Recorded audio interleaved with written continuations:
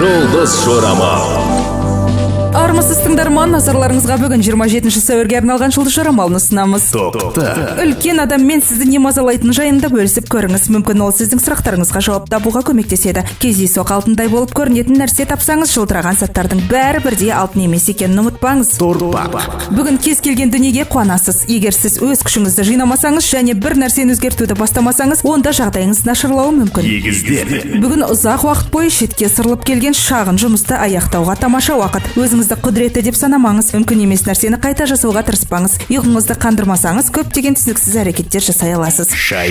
Көп ойланудың және талдаудың қажеті жоқ. Бүгінде оның пайдасы болмайды. Тек осы күнді қажетсіз эмоцияларсыз өткізу керек. Арыстандар үшін демалу туралы ойлаған дұрыс болар еді. Өйткені бүгін олар қандай эмоциялар жетіспейтін және оларды қайдан алуға болатындығын сезіне алады. Өзіңізге жағымсыз нәрсе естігіңіз келмесе, ашық сөйлесуді бастамаңыз.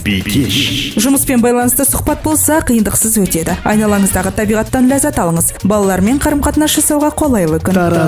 Интроспекция үшін қолайлы күн. Бүгін сіз өзіңізді алдамауыңыз керек. Бәрі көрінгеннен әлдеқайда қарапайым. Спорттық жаттығуларда абай болу керек. Жарақат алуыңыз мүмкін.